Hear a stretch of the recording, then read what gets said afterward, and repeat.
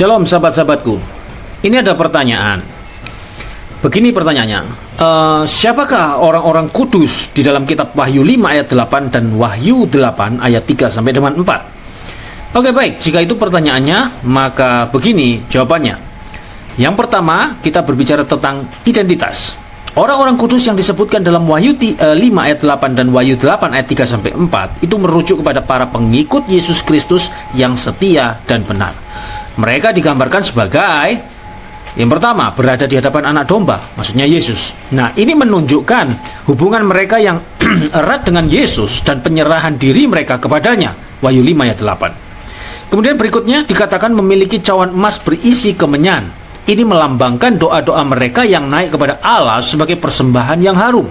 Wahyu 5 ayat 8. Kemudian berikutnya mendapati doa mereka dijawab oleh Allah.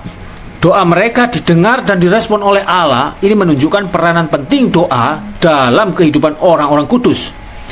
Nah, itu tadi mengenai identitas. Lalu yang kedua. Dan yang kedua adalah interpretasi atau tafsiran. Yang pertama, bukan hanya orang-orang yang sudah meninggal.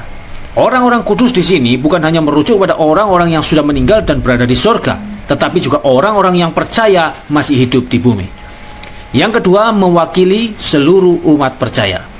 Mereka melambangkan seluruh umat percaya yang setia dan benar dimanapun mereka berada dan di dalam situasi apapun.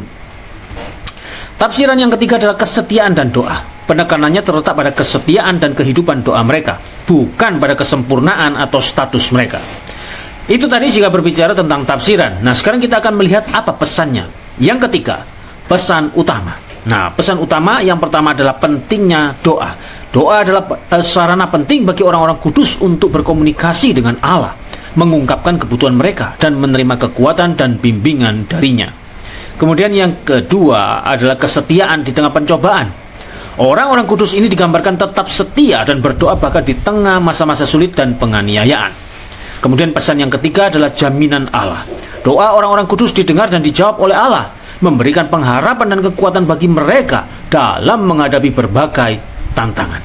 Nah, kesimpulannya, orang-orang kudus dalam Wahyu 5 ayat 8 dan Wahyu 8 ayat 3 sampai 4 adalah para pengikut Yesus Kristus yang setia dan benar, yang digambarkan melalui doa-doa mereka yang naik kepada Allah dan dijawab olehnya. Mereka menjadi contoh dan inspirasi bagi kita semua untuk hidup dalam kesetiaan dan doa, bahkan di tengah pencobaan, dengan jaminan bahwa Allah selalu mendengar dan menjawab doa umatnya.